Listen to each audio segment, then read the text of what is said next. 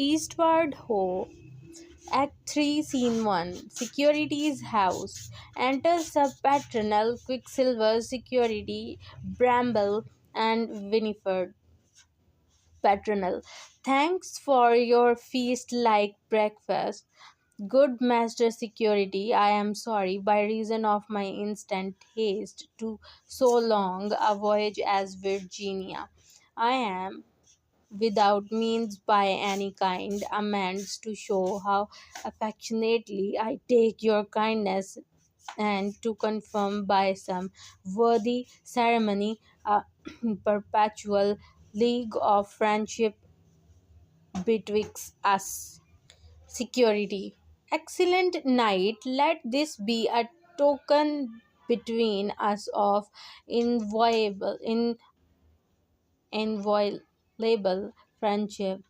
I am new married to this fair gentlewoman, and by my hope to make her fruitful, though I be something in years, I woo faithfully unto you to make you godfather. Though in your absence to the first child blessed, I am blessed with them, and henceforth call me gossip, I beseech you, if you please to accept it. Patronal. In the highest degree of gratitude, my most worthy gossip, for confirmation of which friendly title let me entreat my fair gossip, your wife here, to accept this diamond and keep it as my gift to her first child. Wheresoever my fortune in event of my voyage shall bestow me. Security. How now, my co wedlock, I make you strange of so noble a favor. Take it, I charge you, with all affection, and by way of taking your leave, present boldly your lips to our honorable gossip. Quicksilver, how venturous he is to him, and how jealous to others. Patronal, long may this kind touch of our lips print in our hearts all the forms of affection. And now, my good gossip, if the writings be ready to which my wife should seal, let them be brought this morning before she takes coach into the country, and my kindness shall work her to dispatch it. Security. The writings are ready, sir. My learned counsel here, my Master Bramble, the lawyer, hath pursued them, and within this honour I will bring the scrivener with them to your worshipful lady. Patronal, good Master Bramble, I will here take my leave of you then. God send you fortunate, please, sir, and contentious clients. Bramble, and you for right winds, sir, and a fortunate voyage. Enter a messenger. Messenger, Sir Patronal, here are 3 or 4 gentlemen desire to speak with you. Patronal, what are they? Quicksilver, they are your followers in this voyage, knight, captain, Seagull, and his associates. I met them this morning and told them you would be here. Patronal, let them enter. I pray you, I know they long to be gone, for their stay in dangerous. Enter Seagull,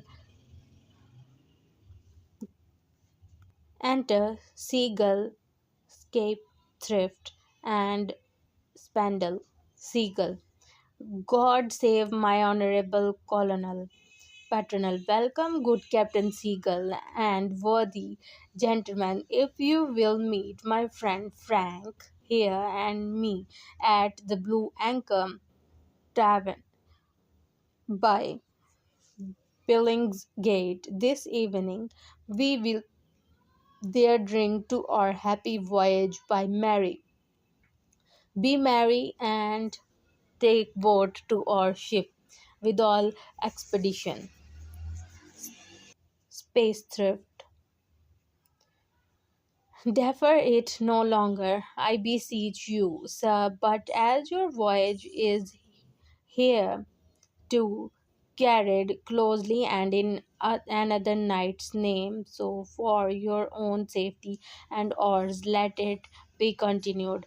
Our meeting and speedy purpose of departing no to as few as is possible. Let your ship and goods be attached. Quicksilver. Well advised, Captain. Our colonel shall have money this morning to dispatch all those gentlemen at night to the place appointed, and with our skins full of vintage. Well, take occasion by the vintage and away. Scape thrift. We will not fail, but be there, sir. Paternal good morrow, good captain, and my worthy associates. Health and all sovereignty to my beautiful gossip for your sir. We shall see you presently with the writings, security, with writings and crowns to my honorable gossip. I do hunger and thirst to do you good, sir. Scene 2. And an inn yard. Enter a coachman in haste in his frock feeding. Colonel. Coachman. Here's a stir when citizens ride out of town, indeed, as if all the house were a fire's light. They will not give a man leave to eat breakfast breakfast before he rises. Enter Hamlet, a footman in haste. Hamlet. What coachman, my lady's coach, for shame, her ladyship's ready to come down. Enter Pot, Potkin and tankard bearer. Potkin. Foot Hamlet. Are you mad? Where run you now? You should brush you up, my old mistress. Enter Sindify. Sindify. What, Potkin, you must put off your tankard and put on your blue coat and wait upon Mistress Touchstone into the country. Potkin. I will forsooth presently, and a mistress fond and mistress gazer. Mistress Fond, come, sweet Mistress Gazer, let's watch here and see my lady Flash takes coach. Gazer, oh my word, here's a most fine place to stand in. Did you see the new ship launched last day, Mistress Fond? Fond. Oh God, and we citizens should lose such a sight. Gazer, I warrant here will be double as many people to see her take coach as there were to see it take water. Fond, oh, she is married to a most fine castle, the country they say. Gaza, but there are no giants in the castle, are there? Fond, oh no, they say her knight killed them all and therefore he was knighted. Gaza, would to God her ladyship would come away. Enter Gertrude, Mistress Touchstone, Sindify, Hamlet, Potkin. Fond. She comes, Gaza and Fond. Pray heaven bless your ladyship. Gertrude, thank you, good people, my coach, for the love of heaven, my coach. In good truth I shall sworn else. Hamlet, coach, coach, my lady's coach. Gertrude, as I am a lady, I think I am with child already. I long for a coach. So may one be with child, for they are married. Mother, Mrs. Touchstone, I by Lady Madam, a little thing does that. I have been a little prick, no bigger than a pin's head, swell bigger and bigger, till it has come to an and come, and even so it so this in these cases. Enter Hamlet. Hamlet, your coach is coming, madam. Gertrude, that's well said. Now heaven, methinks I am even up to the knees in preferment, but a little higher, but a little higher, but a little higher. There lies Cupid's fire, Mrs. Touchstone. But must this young woman ain't please you, madam, run by your coach all the way afoot? Gertrude, ay, by my faith, I warrant him he gives no other milk, as I have another servant does.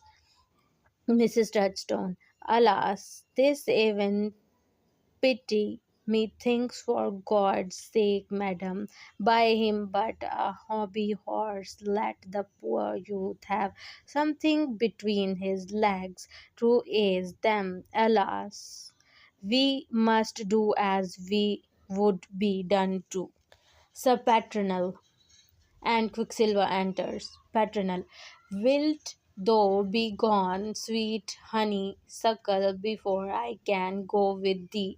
Gertrude, I pray thee, sweet knight, let me, I do so long to dress up the castle, for thou comest, but I marvel how my modest sister copies herself this morning, that she cannot wait on me to my coach, as well as another mother. Quicksilver, marry madam. She's married by this time to Prentice Golding. Your father and someone more stole to church with them in all the haste that the cold meat left at your wedding might serve to furnish their nuptial table. Gertrude, there's no base fellow, my father now, but he is even fit to father such a daughter. He must call me daughter no more now, but madam, and please you, madam, and please your ladyship, madam, indeed. Out upon him marry his daughter to be a base prentice. Mrs. Touchstone, what should one do? Is there no law for one that marries a woman's daughter against her will? How shall we punish him, madam? Gertrude, as I am a lady and would know we'd so people them with snowballs as they come from church. But Sarah Frank Quicksilver, ay madam, Gertrude, don't remember since though and I clapped what they'd called in the garret. Quicksilver, I know not what you mean, madam. Gertrude, his head as white as milk, all flaxen was his hair. But now he is dead and laid in his bed, and never will come again. God be at your labor. Enter Touchstone Golding Mildred with Rosemary.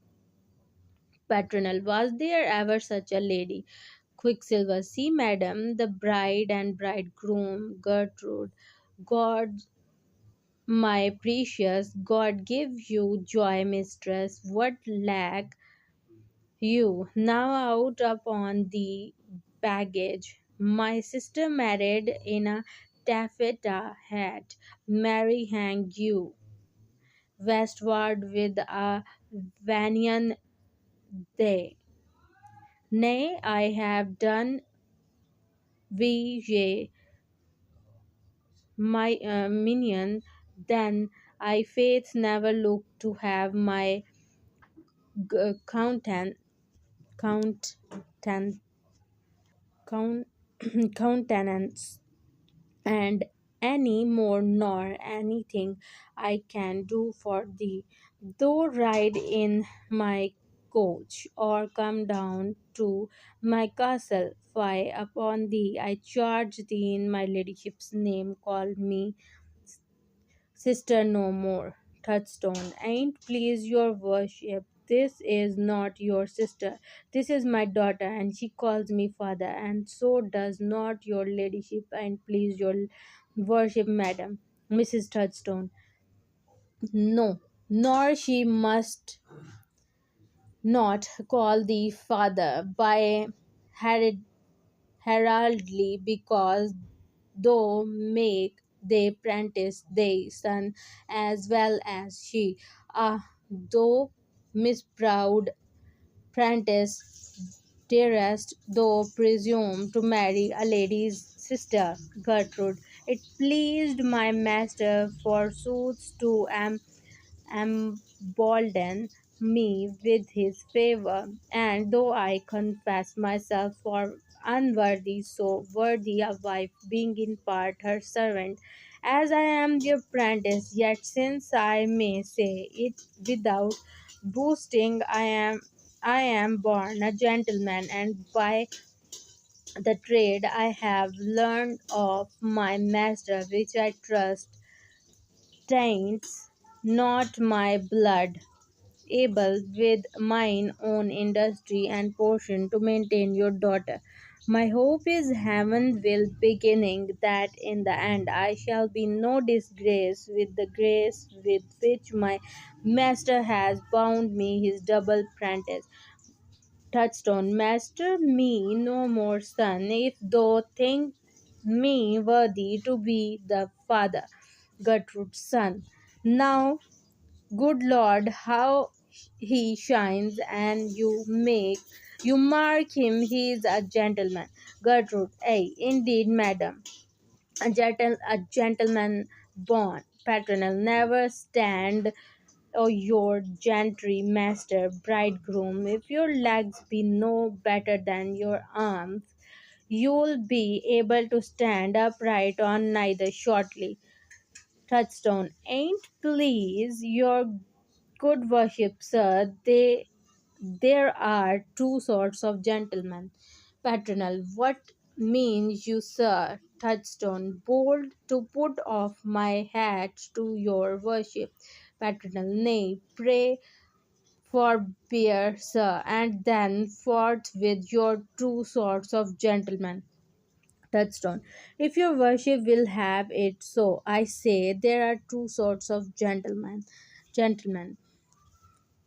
There is a gentleman artificial and a gentleman natural. Now, though your worship be a gentleman natural, work upon that now. Quicksilver, well said, old Touchstone. I am proud to hear thee enter a set speech. I faith forth, I beseech thee. Touchstone, cry your mercy, sir. Your worship's a gentleman. I do not know if you be one of very such disguised, sir.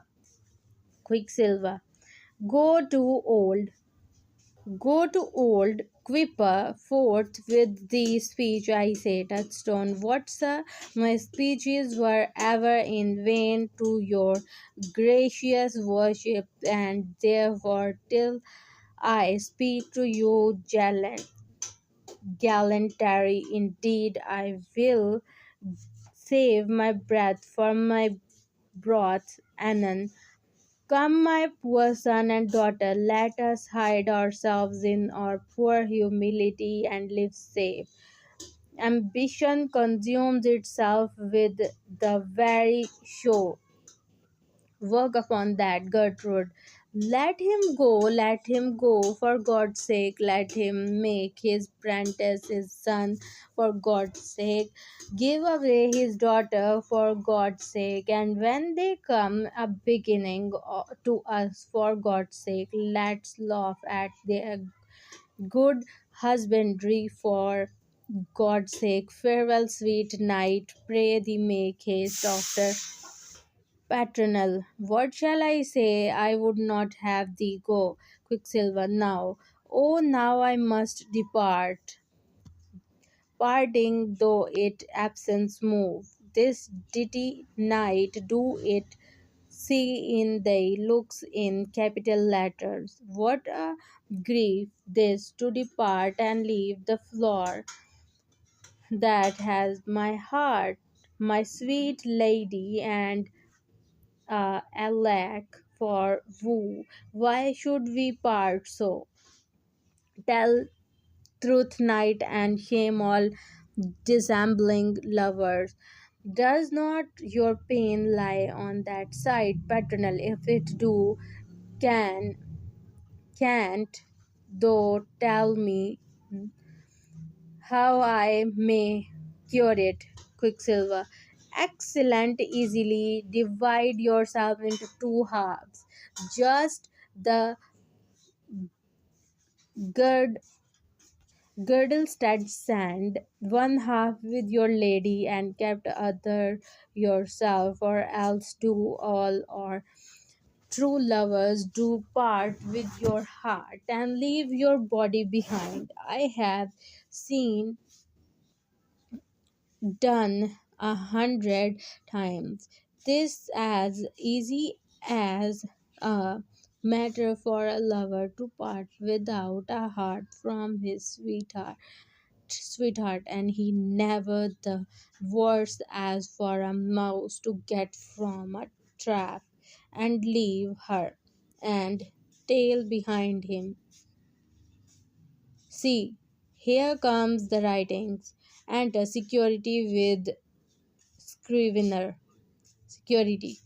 Good morrow to my worshipful lady. I present your ladyship with this writing, to which if you please to set your hand with your knights, a velvet gown shall attend your journey. Oh, my credit, Gertrude.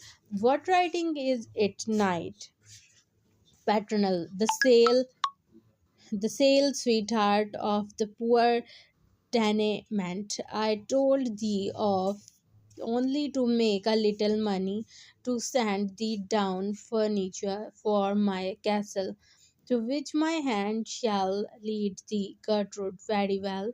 Now give me your pen, I pray. Quicksilver. It goes down without chewing, I faith. Scriver. Your worships deliver this as your deed. Ambo we do, Gertrude. So now night, farewell till I see thee. Patronal, all farewell to my sweetheart, Mrs. Touchstone. Good bye, sun night. Gertrude. Farewell, Frank. I would fain take thee down if I could. Quicksilver. I thank your good ladyship, farewell, mistress. Signify.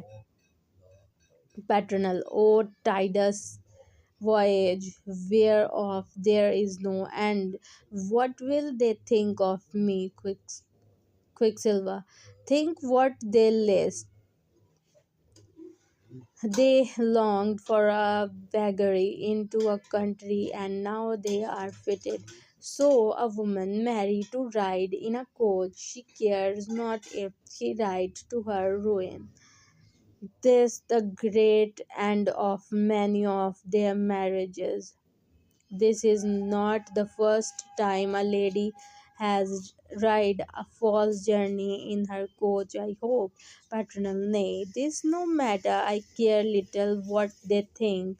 He that weighs man's thoughts and his hands full of nothing, a man in in the course of this world should be like a surgeon's instrument, work in the wounds of others and feel nothing himself.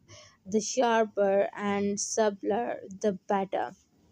Quicksilver, as it falls out now night, you shall not need to devise excuse or endure her outcries. When she returns, we shall now be gone before where they cannot reach us. Paternal, well, my kind compeer, you have now the assurance we both can make you let me now entreat you the money we agreed on may be brought to the Blue Anchor near to Billingsgate by 6 o'clock, where I and my chief friends bound to this voyage will with feasts attend you. Security. The money, my most honorable compeer, shall without fail observe your appointed honor. Paternal. Thanks, my dear gossip. I must now impart to your approved love a longing secret, as one on whom my life do more rely in friendly trust than any man alive, nor shall you be the chosen secretary.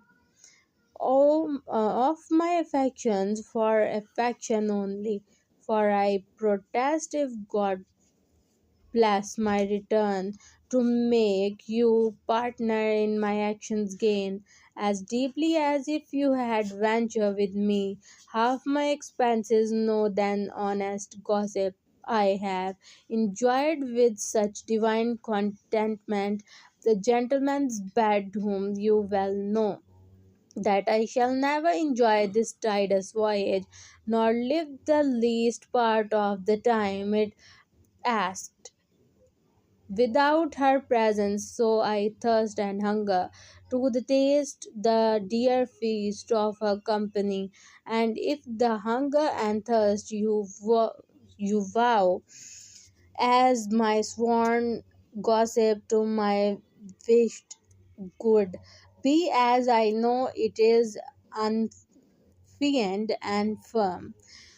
Do me an easy favor in your power. Security.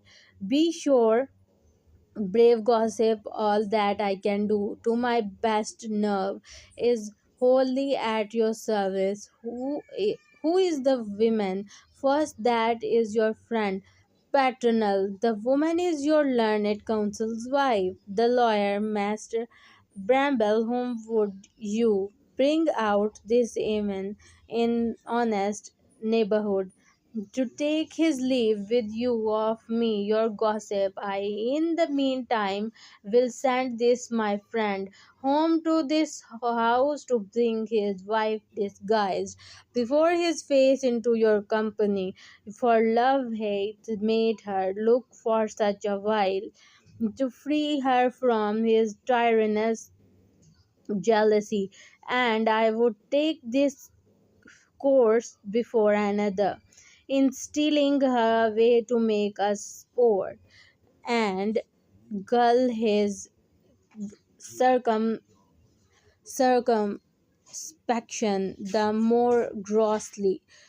And I am sure that no man like yourself hath credit with him to entice his jealousy to so long stay abroad as my give as may give time to her enlargement in such safe disguise security a pretty pithy and most pleasant project who would not stain a point of neighborhood for such a point device that as the ship of famous Draco went about the world will wind about the lawyer compassing the world himself, he hath it in his arms, and that's enough for him. Without his wife, a lawyer is ambitious, and his head cannot be praised nor raised too high with any fork of highest knavery. I'll go fetch her straight paternal. So now Frank go thou home to his house, stead of his lawyers, and bring his wife here, who just like the lawyer's wife is present, with his stern assurance jealousy, which could never be overreached, thus but it overreaching. Re-enter security. Security and Master Francis watch you this instant time to enter with his exit. That will be rare. Two fine honored beasts, a camel and a lawyer. Quicksilver, how the old villain joys in villainy. Security, and hark you gossip when you have her here. Have your boat ready, ship her to your ship. With utmost haste, let's Master Bramble stay you to to overreach that had that outreached all heads. This a trick rampant, this a very quibbling. I hope this harvest to pitch cart with lawyers. Their heads will be so forked, this silly touch will get apes to invent a number such. Quicksilver, was ever rascal honeyed so with poison? He that delights in slavish avarice is apt to enjoy in every sort of vice. Well, I'll go fetch his wife. Will he the lawyers? Paternal, but stay frank. Let's think how we may disguise her upon this sudden. Quicksilver, God's me, there the mischief. But hark you, here's an excellent device. For God, a rare one. I will carry her a sailor's gown and cap, and cover her and player's beard. Paternal, and what upon her head? Quicksilver, I tell you, a sailor's cap, light. God forgive me, what kind of figant memory have you? Paternal, nay, then what kind of figant wit hast you? A sailor's cap, how shall she put it off? When thou present her to our company, Quicksilver, tush, man, for that make her a saucy sailor. Paternal, tush, man, tush, there's no fit sauce for such sweet mutton. I know not what the advice. Re-enter security with his wife's gown. Security, night, a rare device. Paternal, wounds yet again. Quicksilver, stra- strat what stratagem have you now? Security, the best that ever you talk of disguising. Paternal, a Mary, gossip that or presents carrier. Security, cast care away, then they're the best device for planned security, for I am no better, I think, that ever lived. There, my wife's gown, which you may put upon the lawyer's wife, and which I brought you, sir, for two great reasons. One is that Master Bramble may take hold of some suspicion that it is my wife, and and gird me so, perhaps, with his law wit, The other, which is policy indeed, is that my wife may now be tied at home, having no more but her old gown abroad, and not show me a quirk while I filk the filk others. Is not this rare ambo the best that ever was? Security, am I not born to furnish gentlemen? Patronal, oh my gossip. Security, well, hold Master Francis watch when the lawyer's out, and put it in, and now I will go fetch him. Quicksilver, oh my dad, he goes as where the devil to fetch the lawyer, and devil shall he be uh, if horns will make him paternal. Why now? Why? How now, gossip? Why stay you there musing? Security. A toy runs in my head, I faith. Quicksilver. A pox of that head, is there more toys yet? Paternal. What is it, pray thee, gossip? Security. Sir, what if you should slip away now with my wife's best gown? I having no security for it. Quicksilver, for that I hope that you will take our word. Security, I by the mass, your word that's a proper staff for wise security to learn upon. But this no matter, once I'll trust my name on your credits, let it take no shame. Fetch the wench, Frank. Quicksilver, I'll wait upon you, sir, and fetch you over you were never so fetched. Go to the tavern, knight, your followers. They are not be drunk, I think, before their captain be a patronal. Would I might lead them to no hotter service till our Virginian